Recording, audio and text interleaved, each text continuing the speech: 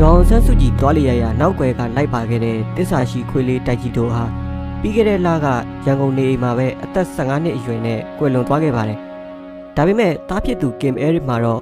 ခွေးလေးထက်ပိုမိုကြီးမားတဲ့စိုးရိမ်ပူပန်မှုတစ်ခုရှိနေပါတယ်။အဲ့ဒါကတော့လက်ရှိအသက်82နှစ်အရွယ်ရှိပြီဖြစ်တဲ့မိခင်ပျောက်ဆုံးနေခြင်းပါပဲ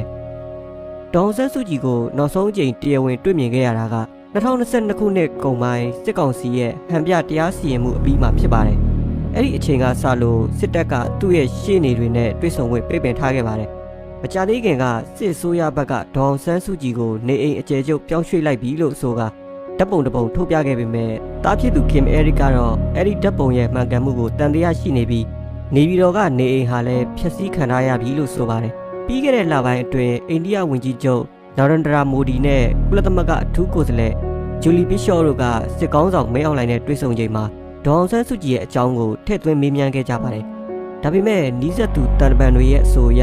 စစ်ကောင်းဆောင်ဟာသူ့အမည်ကိုကြားယုံများနဲ့ဒေါသတကြီးတုံ့ပြန်ခဲ့တယ်လို့ဆိုပါတယ်။ဒီလိုဒေါသတကြီးတုံ့ပြန်မှုကြောင့်တော်လှန်ရေးဖွဲ့စည်းတချို့နဲ့တန်တပန်တိုင်းဝိုင်းကြားမှာစစ်တပ်ဘက်ကဒေါအောင်ဆန်းစုကြည်တက်ရှိထင်ရှားရှိကြောင်းမပြနိုင်တော့တာလား။သူကွယ်လွန်သွားပြီလား။ဒါမှမဟုတ်ကျမ်းမာရေးအလွန်ဆိုးဝါးနေတာလားဆိုပြီးစိုးရိမ်မှုတွေထွက်ပေါ်လာစေပါတယ်။ဒါပေမဲ့မြမအရေးကျွမ်းကျင်သူတွေကတော့ဒီလိုသတင်းမျိုးလှည့်ဝက်ထားဖို့ဆိုတာမဖြစ်နိုင်ကြောင်းနဲ့စစ်ကောင်းဆောင်ရဲ့မုံဒီမှုကြောင့်သာဒေါအောင်ဆန်းစုကြည်ကိုလူမသိအောင်တိကျခွဲထားတာဖြစ်နိုင်ကြောင်းသုံးသပ်ကြပါတယ်။အာဆီယံအဖွဲ့ဝင်နိုင်ငံတွေကလည်းဒေါအောင်ဆန်းစုကြည်အခြေအနေကိုစစ်ကောင်စီထက်အဆက်မပြတ်မေးမြန်းနေကြပါတယ်။အကယ်၍စစ်တပ်ကသူ့ကိုလွှတ်ပေးရင်ဒါမှမဟုတ်တွေးဆုံခွင့်ပေးရင်စစ်အစိုးရအတွက်နိုင်ငံတကာဆက်ဆံရေးမှာအသက်ရှူချောင်ရနိုင်ပေမဲ့ပြည်တွင်းမှာတော့ခံမရခတ်တဲ့အကျိုးဆက်တွေရှိလာနိုင်ပါတယ်။နိုဘယ်ငြိမ်းချမ်းရေးဆုရှင်ဒေါအောင်ဆန်းစုကြည်ဟာအကြမ်းမဖက်တဲ့လှုပ်ရှားမှုကိုသာအစဉ်တစိုက်အားပေးခဲ့သူဖြစ်ပြီးအာဏာရစဉ်အတွင်းတိုင်းရင်းသားလူနည်းစုအရေးထက်ဗမာအများစုအရေးကိုပုံမရှေ့တန်းတင်ခဲ့လို့လက်ရှိတော်လှန်ရေးလက်နက်ကိုင်အဖွဲ့အစည်းတချို့ရဲ့အပြေအဝထောက်ခံမှုကိုမရရှိပါဘူး။တန်တမန်တချို့ကတော့သူ့ကိုလွှတ်ပေးတာဟာစစ်အာဏာရှင်ကိုပူးပေါင်းတိုက်ခိုက်နေတဲ့ဗမာနဲ့တိုင်းရင်းသားမဟာမိတ်တွေကြားကညီညွတ်မှုကိုဖြိုခွဲဖို့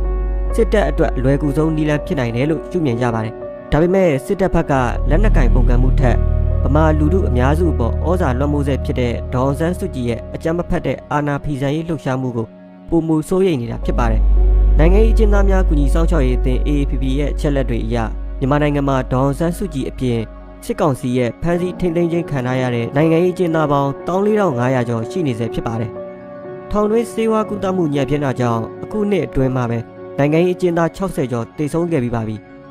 တားဖြစ်သူကင်အဲရစ်ကလည်းမိခင်ဖြစ်သူအနေနဲ့မြန်မာပြည်သူ55တန်းခံစားနေရတဲ့ဒုက္ခတွေကိုသူ့သတင်းကိုရှာဖွေနေချိန်မှာပဲကဘာကမေးလျော့မသွားစေချင်ဘူးလို့လန်ဒန်အင်တာဗျူးမှာထည့်သွင်းပြောကြားခဲ့ပါတယ်။